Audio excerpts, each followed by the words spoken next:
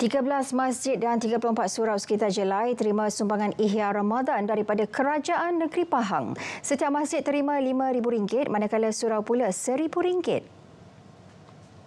Majlis penyerahan sumbangan disempurnakan Menteri Besar Datuk Seri Wan Rusdi Wan Ismail. Ia berlangsung di Laman Terbuka Jelai, Sungai Koyan Lipis. 537 individu turut terima bantuan Ihya Ramadan. Mereka terdiri daripada pesakit kronik, anak yatim dan ibu tunggal. Turut disampaikan bantuan awal persekolahan kepada 73 pelajar SMK Sungai Koyan. Bazar Ramadan tanpa tunai cashless di Sungai Koyan Lipis menjadi indikator pertama di Pahang untuk dilaksanakan di seluruh bazar secara berperingkat pada masa akan datang. Menteri Besar Pahang Datuk Seri Wan Rusdi Wan Ismail berkata, inisiatif dengan kerjasama Agrobank itu dalam usaha memperkasakan penjaja-penjaja kecil bagi menguasai perniagaan transaksi tanpa tunai.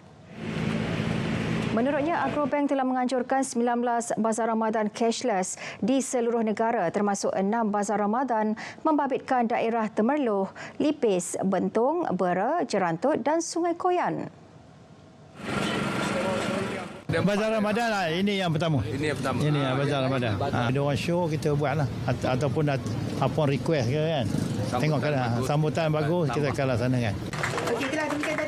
Beliau berkata demikian kepada pemberita di Majlis Pelancaran Program Cashless Agrobank Bazar Ramadan Cashless di Dataran Perniagaan Felda Sungai Koyan Lipis malam. Tegasnya inisiatif itu juga menjadi penggiat pembayaran secara digital. Harga juadah di 82 lokasi Bazar Ramadan seluruh Pahang dikategorikan sebagai amat berpatutan dan murah. Pengerusi Jawatankuasa Hal Ehwal Felda, Koperasi dan Usahawan Negeri Pahang, Datuk Amizar Abu Adam berkata, ia sekaligus mampu menarik pengunjung untuk membeli minuman dan makanan yang dijual.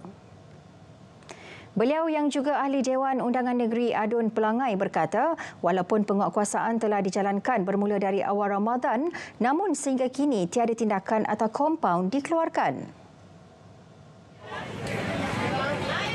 Dapat lihat memantau hari ini pun saya pun ingin turun memantau di Bazar Jelai setakat ini semalam, dan satu perkara yang unik, Bazar Ramadan Negeri Pahang ni harga dia sangat-sangat berpatutan. Ada yang murah, tersangat murah, ada yang harga biasa. Kementerian dah ada platform untuk buat aduan, dan kita pun bersama dengan Kerajaan Negeri Pahang pun memang itulah platform yang kita gunakan untuk mereka membuat aduan. Itulah produk utama tu. Setakat ini tiada aduan diterima daripada pengunjung berkaitan Bazar Ramadan dan peniaga diyakini dapat terus mengekalkan prestasi dan kualiti makanan yang dijual.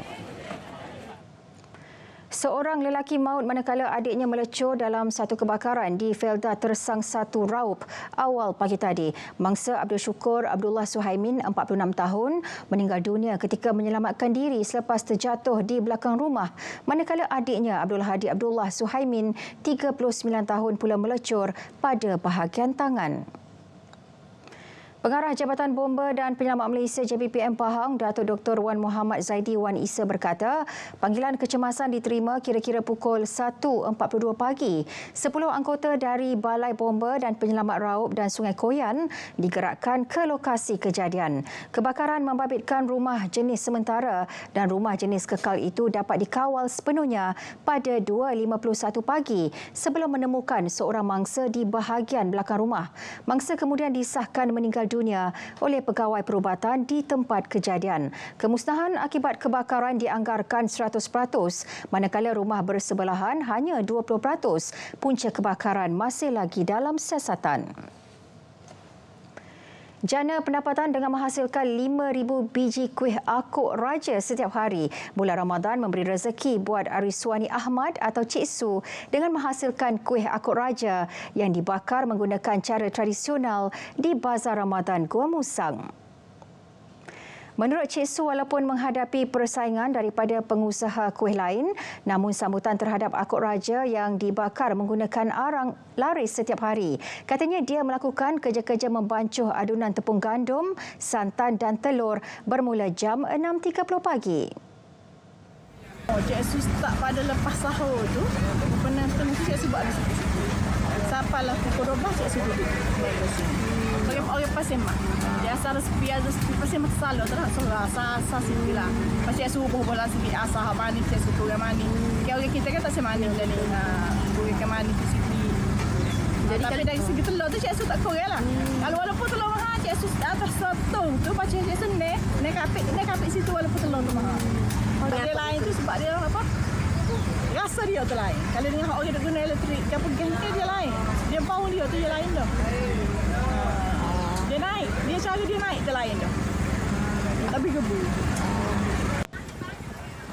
Tambah Cik Su, dia menjual kuih akor raja pada harga RM4 untuk 5 biji atau 80 sen sebiji. Seorang lelaki warga Thailand maut setelah digilis sebuah traktor dalam kejadian di Jalan Ladang Felda Aring 5, Gua Musang semalam. Ketika kejadian kira-kira pukul 3 petang itu, mangsa Purukan Kaci 36 tahun dipercayai sedang memunggah buah sawit di hadapan traktor terbabit. Menurut Ketua Polis Daerah Gua Musang, Superintendent Sik Chun Fo, kemalangan berlaku akibat traktor dikatakan bergerak secara tiba-tiba menuju ke hadapan kerana brek tangan tidak ditarik dengan sempurna. Akibat pelanggaran, mangsa tercampak ke hadapan jalan yang berbukit dan kemudiannya digilis kenderaan terbabit. Mayat mangsa dibawa ke Hospital Gua Musang untuk dibedah siasat. Kes disiasat di bawah Seksyen 41-1 Akta Pengangkutan Jalan 1987 kerana memandu secara melulu sehingga menyebabkan kematian. Perkembangan Liga Super, Kelantan Darul Naim KDN FC menerima penajaan RM600,000 dari syarikat anak jati tempatan negeri itu PUC Sport bagi penajaan jersey rasmi dan latihan pasukan itu untuk mengharungi Liga Super musim ini. Pengarah urusan PUC Sport Muhammad Syukri Pauzi berkata, penajaan syarikat itu musim ini bagi memberi semangat baru buat pasukan. Katanya jersey rasmi KDN FC akan dilancarkan selepas Aidilfitri nanti. Jersey yang sudah 70% siap itu mengekalkan warna tradisi merah putih sebagai lambang bendera Kelantan. Bersahati untuk mengucapkan terima kasih kepada Kelantan Darul Naim FC kerana memberi peluang kepada PUC untuk menaja lah. Walaupun tak berapa banyak, tapi kita akan cuba yang terbaik untuk membangunkan bola sepak Kelantan. Beliau berkata demikian pada sidang media di Kota Baru. Dalam pada itu, Muhammad Syukri berkata 50,000 unit jersey akan dikeluarkan pada musim ini merangkumi jersey rasmi sebanyak 15,000, manakala 35,000 helai meliputi pelbagai jenis jersey termasuk latihan, pelancaran dan lain-lain.